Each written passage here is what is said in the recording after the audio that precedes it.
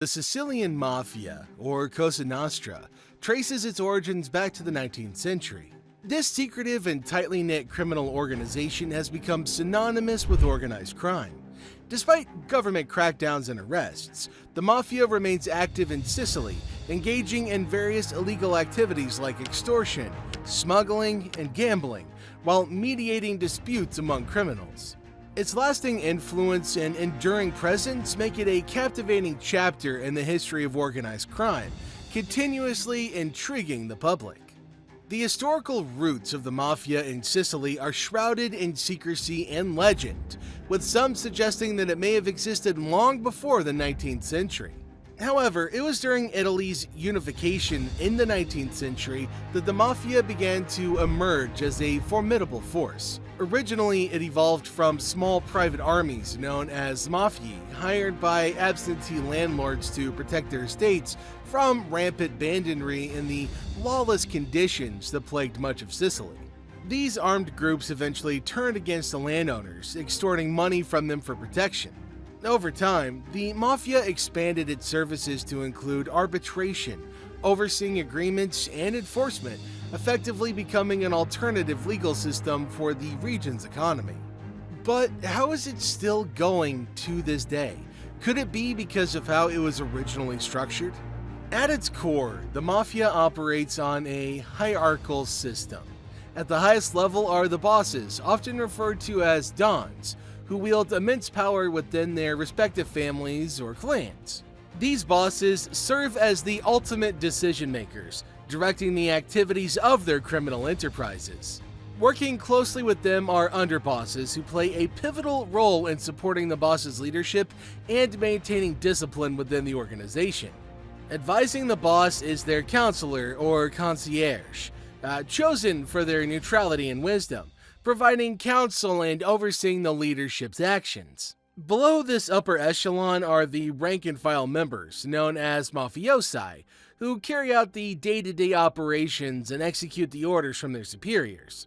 Territorial control is a defining feature of the Mafia, with each family possessing exclusive rights to operate within a specific area, typically a village, town, or borough. These territories are fiercely guarded and respected by other families to avoid conflicts. The division of power and control is not limited to individual families, as commissions exist to oversee mafia activities at the provincial level. Each commission is composed of representatives from different families, ensuring cooperation and conflict resolution among clans. This intricate structure, built on secrecy and a strict code of loyalty, has allowed the Mafia to maintain its grip on organized crime and perpetuate its legacy for generations.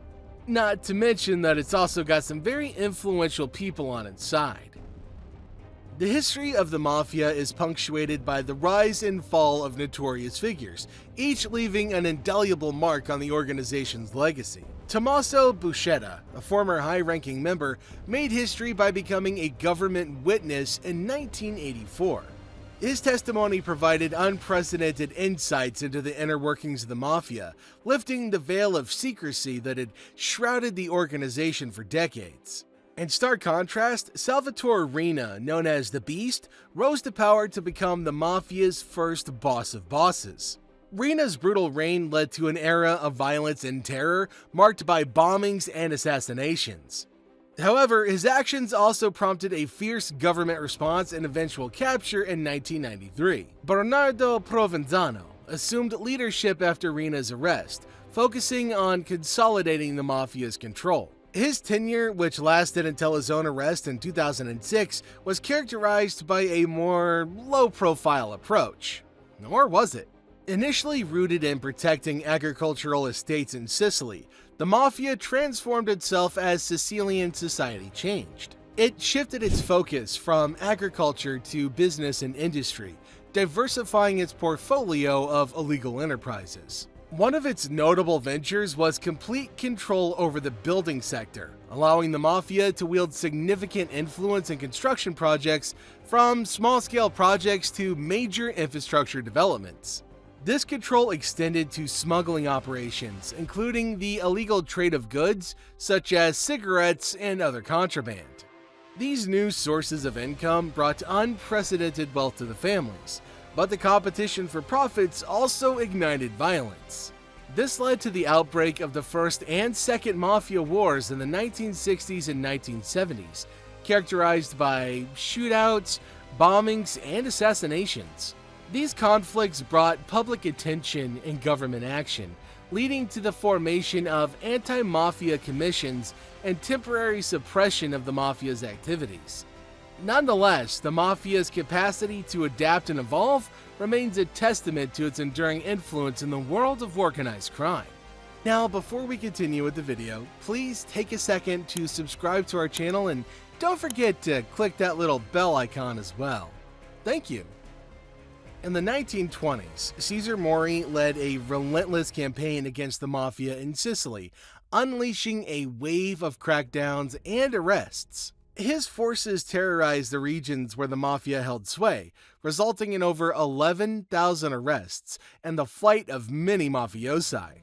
However, this initial suppression was followed by a resurgence when Allied forces invaded Sicily during World War II. The Allied military government of occupied territories even released imprisoned mafiosi, categorizing them as victims of the fascist regime. After the war, the mafia adapted to the changing economic landscape, focusing on business ventures. Subsequent efforts to combat the mafia included the formation of anti-mafia commissions, designed to coordinate law enforcement and government actions.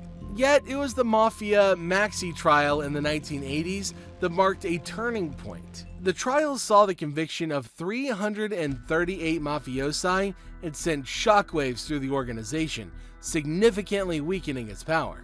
While these efforts have had some success in curbing the mafia, its resilience and ability to adapt continued to pose challenges to law enforcement and society at large.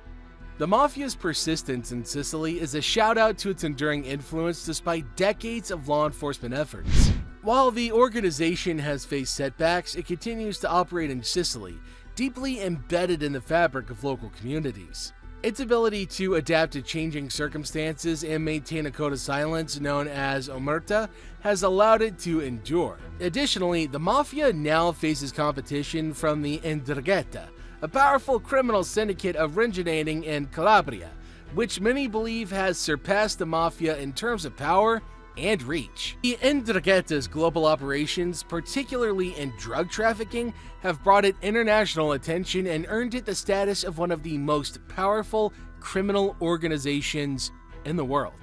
The global reach of organized crime, represented by groups like the Mafia and the 'ndrangheta, highlights the complex and interconnected nature of modern criminal enterprises, posing significant challenges to law enforcement agencies worldwide as they strive to combat these criminal networks.